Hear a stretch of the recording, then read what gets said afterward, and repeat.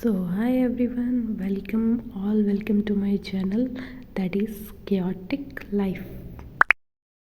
तो आप लोग SBI क्लर्क बनना चाहते हो, है ना?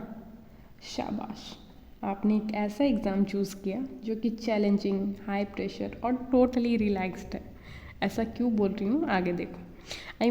SBI में जॉब लेने का सोचना ही एक स्ट्रेस फ्री डिसीजन है ना? ऐसा ही लगता है कि वहाँ जाते हैं और सारे एम्प्लॉय बस बैठे रहते हैं, कुछ काम तो हमारे आते नहीं। पर ये मत भूलना कि सबसे पहले एक छोटा स्टेप है जिसको कि हम बोलते हैं सिलेबस, है ना? उसको पहले हम लोगों को क्लियर करना पड़ेगा, तब हम उस जॉब में इनरोल कर पाएंगे। बट डोंट वरी, सिलेबस उतना भी कॉम्प्लिकेटेड नहीं है, बस थोड़े टॉपिक्स हैं जो कि हम लोगों को मिक्स सिग्नल देते हैं, है ना? You know what I mean. चलो तो फिर सिलेबस देखते हैं। तो SBI क्लर्क का जो एग्ज़ाम है ना, वो हम लोग दो कैटेगरी में देते हैं। फर्स्ट प्रीलिम्स, जो कि क्वालिफाइंग नेचर का होता है, और दूसरा मेंस, जो कि हम लोगों का मार्क्स जो है उसी के बेसिस पे कट ऑफ आते हैं, ठीक है? तो फर्स्ट प्रीलिम्स में हम लोग 3 सेक्शन मिलते हैं। ईच सेक्शन में हम लोगों को 20 मिनट्स दिए हुए रहते हैं, यानी टोटल 60 मिनट्स का एग्ज़ाम होता है। फर्स्ट इंग्लिश लैंग्वेज, जो कि 30 क्वेश्चंस होते हैं 30 मार्क्स के। सेकंड है क्वांट, जो कि या फिर मैथमेटिक्स, ठीक है, जो 35 क्वेश्चंस 35 मार्क्स के होते हैं। और रीजनिंग, जो कि 35 क्वेश्चंस 35 मार्क्स के होते हैं। तो ये तो हो गया हम लोगों का प्रीलिम्स, है ना? तो अब हम लोग किस में आ जाते हैं? अब हम लोग आ जाते हैं मेंस में, है ना? जो कि हम लोगों का सेकंड फेज होता है एग्ज़ाम का। तो ये 4 हिस्सों में डिवाइडेड होता है, ठीक है? फर्स्ट, जो कि जनरल अवेयरनेस या फाइनेंशियल अवेयरनेस या बैंकिंग अवेयरनेस, ये होता है फर्स्ट, जो कि इसमें 50 क्वेश्चंस होते हैं, 50 मार्क्स के होते हैं, और इसमें हम लोगों को टाइम दिया जाता है 35 मिनट्स। सेकंड हम लोगों का होता है general English. General English 40 questions होते हैं 40 मार्क्स के, और उसका ड्यूरेशन कितना हो जाता है 35 मिनट्स। और फिर आ जाते हैं क्वांट्स। तो क्वांट या क्वांटिटेटिव एनालिसिस, वो 50 क्वेश्चंस होते हैं 50 मार्क्स के, और उस पर हम लोगों को टाइम दिया जाता है 45 मिनट्स। उसके बाद हम लोगों का रीजनिंग और कंप्यूटर अवेयरनेस होता है, जो कि 50 क्वेश्चंस होते हैं 60 मार्क्स के, और उसमें टाइम रहता है हम लोगों को 45 मिनट्स। तो यहाँ तक अगर समझ में आ गया तो आगे हम लोग क्या करते हैं, सिलेबस को डिस्कस, ठीक है? तो आ जाते हैं अब हम लोग अपने सिलेबस पे।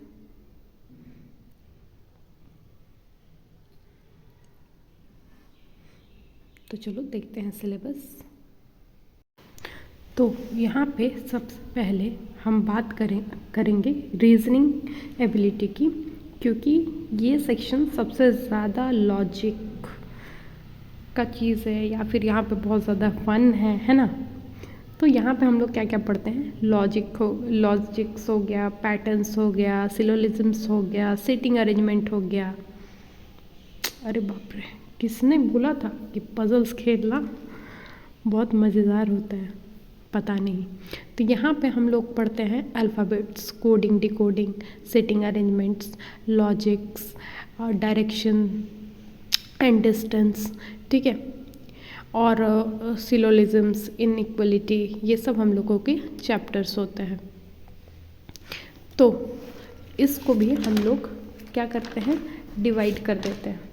तो डिवाइड किस पार्ट में करते हैं? देखो, फर्स्ट 8 जो चैप्टर है वो किस में आते हैं, प्रीलिम्स में आते हैं, यानी alphabets, coding, decoding, blood relations, direction and distance, inequality, syllogism, orders and reasoning, puzzles, ये सब प्रीलिम्स के हैं। और सेकंड जो पार्ट है, जो कि 3 हिस्सा बच गया, input, output, analytical reasoning, data sufficiency, ये सब हम लोगों के मेंस के चैप्टर है, ठीक है? तो अब हम लोग आगे आ जाएंगे, जो कि है हम लोगों का मोस्ट फन इंटरेस्टिंग चैप्टर, वो है क्वांटिटेटिव एप्टीट्यूड। तो क्वांटिटेटिव एप्टीट्यूड जो है ना, देखो, मेरे को मैथ्स ठीक लगता है, किसी को मैथ्स बहुत ख़राब लगता है, और किसी को मैथ्स बहुत अच्छा लगता है, ठीक है? मैं बीच बीच में हूँ, क्योंकि मेरा मूड के ऊपर डिपेंड करता है, कभी अच्छा लगता है, कभी ख़राब लगता है, तो सबके ऊपर, खुद के ऊपर डिपेंड करता है। तो ये जो है क्वांटिटेटिव एप्टीट्यूड, इसमें कौन कौन से चैप्टर होते हैं? Quadratic equation, number series, simplification या approximation, percentage, profit loss, ratio, time and work, speed and time distance, average, mensuration, data interpretation. ठीक है, ये सब।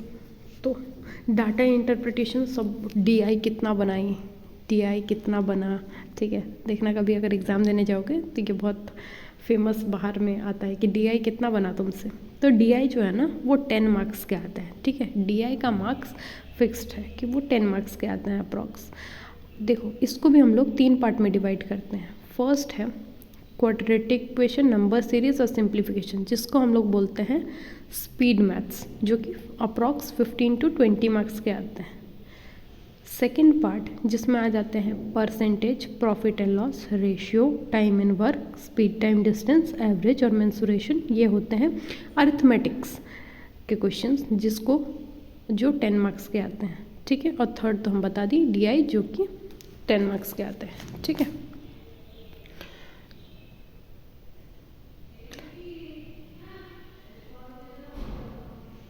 चलो तो यहाँ तक हम लोग का हो गया।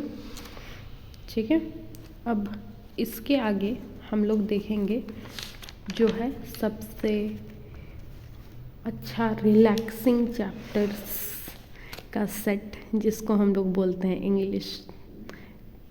ठीक है, इंग्लिश में तुमको रूल्स और रेगुलेशंस जानना रहता है। देखो इंग्लिश 3 पार्ट्स में डिवाइडेड रहता है, ग्रामर, रीडिंग और वोकैबुलरी।